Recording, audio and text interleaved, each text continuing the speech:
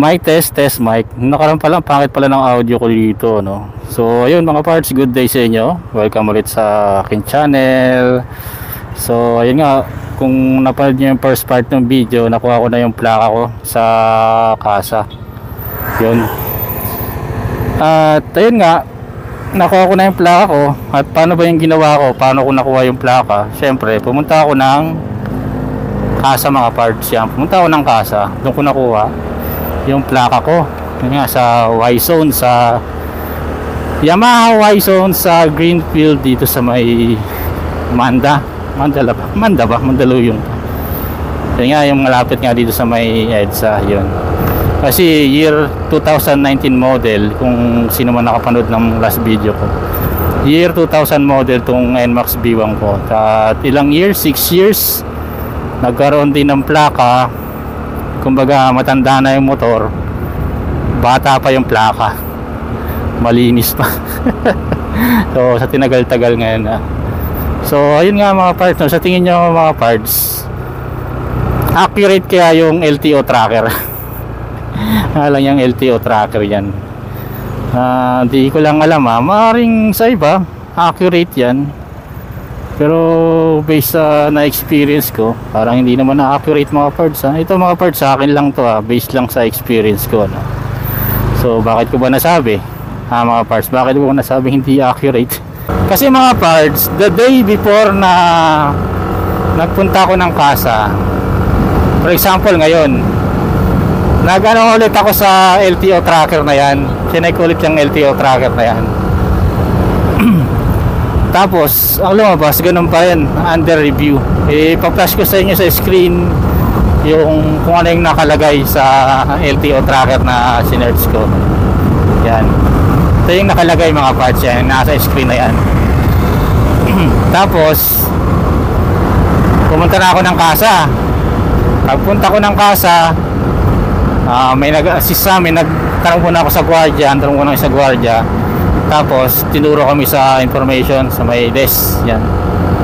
So, pagka check sa may sa may desk, kinuha na ako ng ID. Yan, valid ID siyempre. Kasi sino daw yung may-ari. So kaya naman yung may-ari. So nagbigay ako ng ID. Tapos tinanong ko kung kailangan pa ng ORCR. So hindi naman, ID lang daw kasi kung ako naman daw yung owner, di ba? Tapos ayun, after mga ilang minutes, 5 to 10 minutes, tinawag ako. Tapos binigay na sa akin yung plaka mga parts. Tapos ayun, nakuha ko na yung plaka ko mga parts. Yun. Yun ang magandang nangyari sa araw na yun. Nakuha ko na yung plaka ko. Tapos mga parts, after nun, kinagabihan, chinek ko ulit sa LTO tracker. Chinek ko ulit mga parts, no? Pagka-check ulit sa LTO tracker, ito naman ang lumabas. Ipa-flash ko sa screen mga parts. So pwede nang kunin daw yung plaka, pero nakuha ko na yung plaka. Tapos ang pinapupunta ko sa second floor, something ganon, sa may, hindi ko lang, Quezon City yata yun, Araneta, parang may Araneta something mga ganyan. Ilagay ko natin sa screen. Yan. Pero nakuha ko na yung plaka. So sa tingin niyo mga parts, based sa experience ko, sa tingin nyo accurate kaya yung LTO tracker? Yan, di ba? Dapat sana nakalagay sa LTO tracker na receive ko na that day, kasi kinagabihan chinek ko sa LTO tracker. Ibig sabihin dalawa pala plaka ko, may plaka pa rin ako doon sa may bandang Quezon City. Alopate. So sa last video ko, salamat pala sa mga ilan na nag-comment yan, sa mga about sa wala pang plaka yan. At maingay na ang aking rotor disc. May gumagasgas na, warning na yata, mapudpud na yung brake pad ko. Yun nga, salamat sa nag-comment, yung mga ilan na nag-comment sa last video ko about sa plaka natin. At may nag-comment din na nakadalawang attempt na yata. Yun nga lang, parang wala yata naka-receive. So parang binalik yata, parang nasa QC yata yung plaka niya. Nasa QC yung plaka niya, tas nasa probinsya siya. Yun. So hindi ko alam kung anong gandang procedure doon na may kasi siya ng tulong. Hindi ko naman siya mabibigyan ng advice. Pwede ko siguro magandang bigay advice sa kanya. Eh makipag-unayan siya sa LTO na malapit sa kanila. Tapos tanungin kung ano yung pwede niyang gawin. Yan. Masasuggest ko rin mga parts sa mga wala pang plaka sa year 2018 pataas. Mas mainam, tulad ng ginawa ko, punta kayong kasa. Pero siyempre, yung mga senaryo na ituturo kayo, punta kayong LTO. Kasi minsan nagtuturuan yung kasa, sabihin natin kadalasan, nagtuturuan yung kasa na yan. May re-recommend ko sa inyo. Tanong na lang siguro sa LTO kung saan yung pinaka-regional office o yung sa regional para sa mga plaka. Kung saan maaaring pwedeng makuha. Tuesday yata nakuha ko yung plaka ko. So lang, hindi ko alam kung kailan ko ito upload o ma-upload. Kasi yung unang ginawa kong video, hindi nag-record yung mga parts. Hindi nag-record yung audio. Hindi ko alam kung bakit. Hindi ko yata napindot yung record.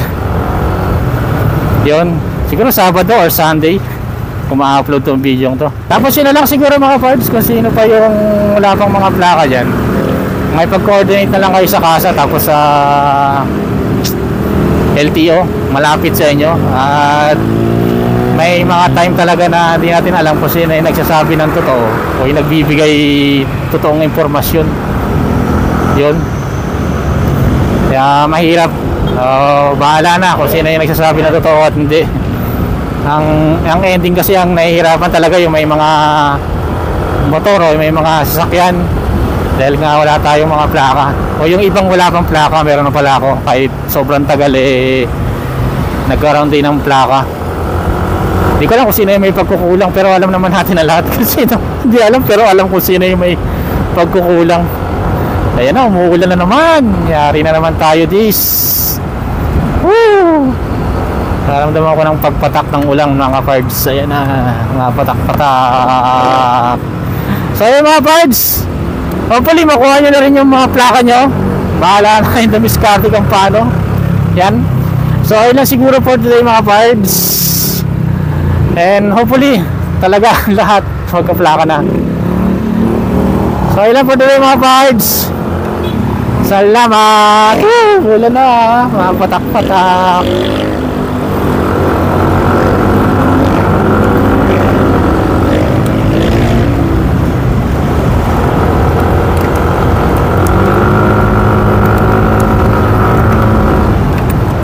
Silong tayo.